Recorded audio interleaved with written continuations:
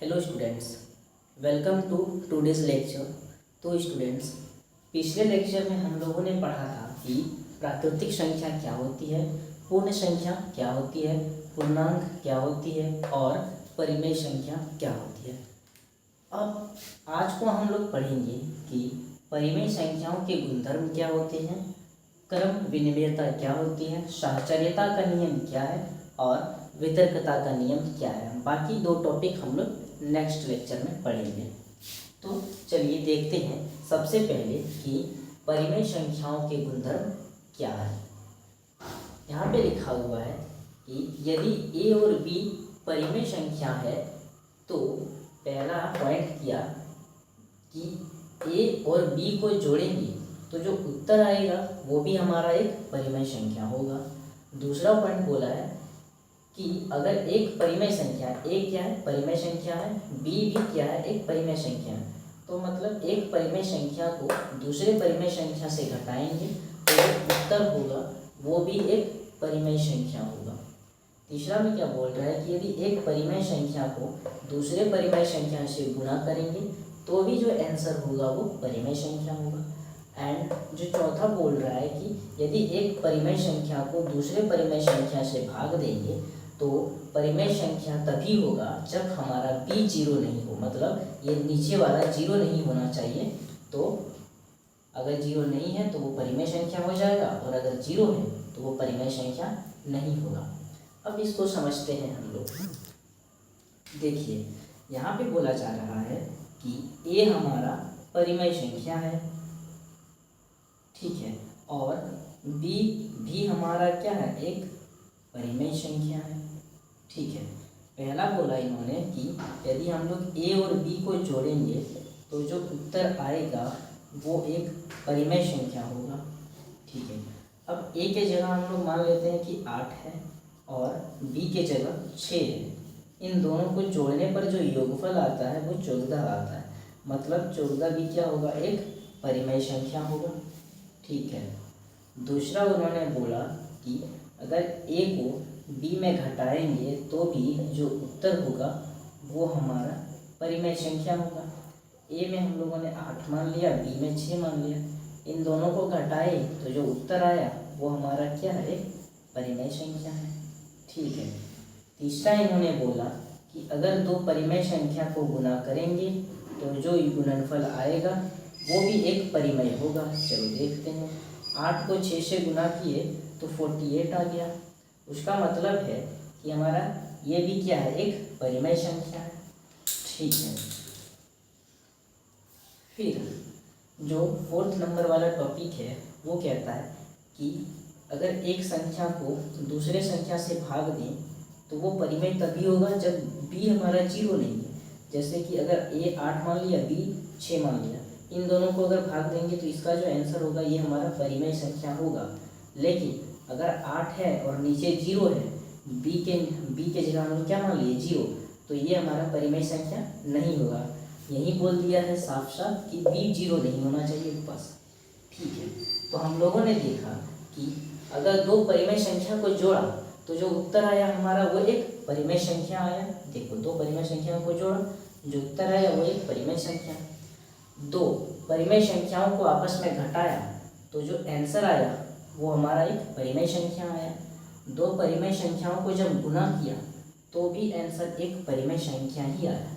तो इसलिए हम लोग बोल सकते हैं कि अगर दो परिमेय संख्याओं का योग हो, चाहे व्यवकलन हो मतलब घटाना हो, चाहे उसका गुणनफल करना हो, ये जो होता है परिमेय संख्या के समृद्ध होती है, मतलब परिमेय संख्या के ही समान होती है। परंतु जो भाग होता है परिमेय के समृद्ध नहीं होती है, मतलब जो भाग होता है परिमेय संख्या के समृद्ध नहीं होती है, क्योंकि कोई चांस अगर कभी कभी यहाँ जीरो होगा इसका मतलब वो तो परिमेय संख्या नहीं है। अब बढ़ते हैं हम लोग नेक्स्ट पॉइंट की तरफ। तो चलिए नेक्स्ट पॉइंट देखते हैं। अब नेक्स्ट पॉइंट है कि क्रम विनिमेयता क्या होती है। क्रम विनिमेयता का मतलब क्या होगा कि क्रम बदलने पर उत्तर पे कोई फर्क नहीं पड़ेगा। मतलब अगर हम लोग किसी का क्रम बदल दें, मतलब सीक्वेंस को अगर हम लोग बदल दें तो उससे जो है ना उसके उत्तर पे कोई भी फर्क नहीं पड़ेगा। जैसे अगर हम लोग किसी भी संख्या को, किसी भी मतलब कि वर्ड को, जैसे a प्लस बी लिखा है, इसको हम लोग b प्लस ए भी लिख सकते हैं। ठीक है, इसको हम लोग क्या बोलेंगे, योग क्रम विनिमय। ठीक है, अब हम लोग समझते हैं इसको एग्जाम्पल से। जैसे a की जगह हम लोग कोई नंबर मान लेते हैं 5 मान लिया, और b की जगह कोई नंबर 3 मान लिया। अब इसका क्रम को हम लोग बदल देते हैं।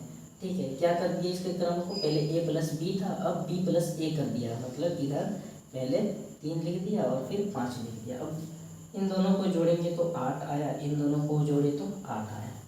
क्या क्रम बदलने पर इसके उत्तर पे कोई फर्क पड़ा? नहीं पड़ा। इसलिए इसको हम लोग बोलते हैं क्रम विनिमयता। और जोड़ वाले में हम लोगों ने क्रम विनिमय किया है, इसलिए इसको हम लोगों ने बोला योग क्रम विनिमय। फिर दूसरा आता है हमारा गुणन क्रम विनिमय। इसमें क्या होगा कि जैसे अगर a गुना b है तो हम लोग इसको b गुना a भी लिख सकते हैं। अब a की जगह कोई नंबर मान लिया 5, b की जगह मान लिया 3, और अब b की जगह 3 माना है तो इधर 3 लिख दिया, क्रम विनिमय कर दिया, इसको सीक्वेंस को क्या कर दिया, उल्टा पुल्टा कर दिया है। दैट मीन्स इधर उधर कर दिए, क्रम को एक्सचेंज कर दिए।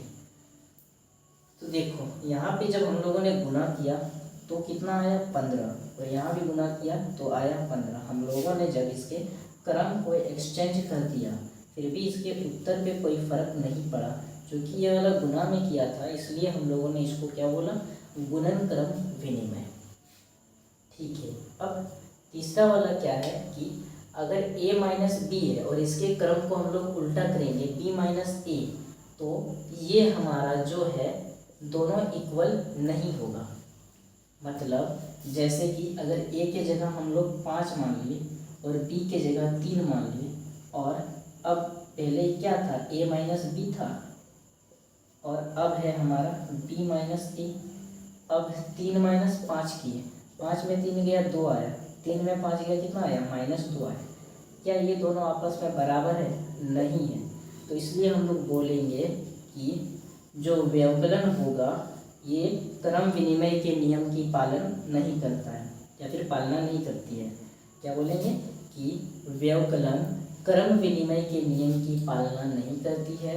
सेम उसी तरह जब किसी दो संख्या को भाग दें और फिर उसके क्रम को एक्सचेंज करके उसको भाग दें तो इसका जो उत्तर आएगा वो दोनों इक्वल नहीं होगा, और इस प्रकार से हम लोग बोल सकते हैं कि भाग भी क्रम विनिमय के नियम की पालना नहीं करती है। तो आपको याद रखना है कि क्रम विनिमयता के नियम को केवल योग और योग और गुणनफल ही फॉलो करता है।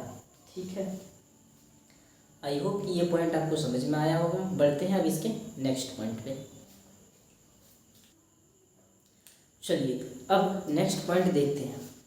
नेक्स्ट पॉइंट क्या है कि साहचर्यता क्या होती है। इसको हम लोग साहचर्यता का नियम भी कह सकते हैं। तो आपको ये याद रखना है कि साहचर्यता का जो नियम होता है ये केवल योग और गुणनफल में ही कार्य करता है। ठीक है, जैसे हम लोगों ने अभी देखा कि जो क्रम विनिमयता का नियम होता है ये केवल योगफल और गुणनफल में ही कार्य करता है, उसी तरह साहचर्यता का भी नियम केवल योगफल और गुणनफल में ही कार्य करता है। अब इसमें पहला पॉइंट ये है साहचर्यता में क्या है कि जैसे देखो हम लोगों ने a प्लस बी प्लस सी लिखा है। अब इसको हम लोग क्या कर रहे हैं, a प्लस, यहाँ पे हम लोगों ने a और b को ब्रैकेट के अंदर रखा था, अब हम लोग b और c को ब्रैकेट के अंदर रख दिए, और जब इसको सॉल्व करेंगे तो इसका आंसर सेम ही आएगा। उसी तरह a और b को गुना किए, उसको ब्रैकेट के अंदर रख दिए और c बाहर में, उसी तरह a को बाहर रख दिए, b और c को ब्रैकेट के अंदर रख दिए। लेकिन जब इन दोनों को सॉल्व करेंगे तो इसका आंसर सेम आएगा। फिर एक एग्जांपल लेके समझते हैं इसको। जैसे a की जगह हम लोग 5 रख दिए, b के जगह हम लोग क्या रख देंगे, 3 रख देते हैं। ठीक है, और c के जगह 5 रख दिए। उसी तरह a के जगह 5 रखा हम लोगों ने, b के जगह 3 रखा था और c के जगह 5 रखा था। लेकिन अब की बार हम लोगों ने इसको ब्रैकेट के अंदर लिया है। ठीक है, अगर आप लोगों ने बोर्ड मास पढ़ा हुआ है, आप लोग जानते होंगे, या नहीं भी जानते होंगे तो कोई प्रॉब्लम नहीं है। तो बोर्ड मास में हम लोग क्या करते हैं कि सबसे पहले जो है ना ब्रैकेट में जो है उसको सॉल्व करते हैं।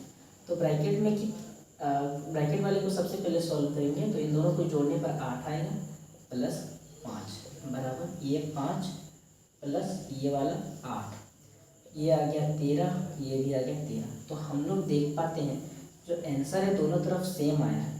चाहे हम लोग एक बार a प्लस बी को ब्रैकेट में रख दिए और दूसरी बार b प्लस सी को ब्रैकेट में रखे, लेकिन आंसर हमारा सेम आया है।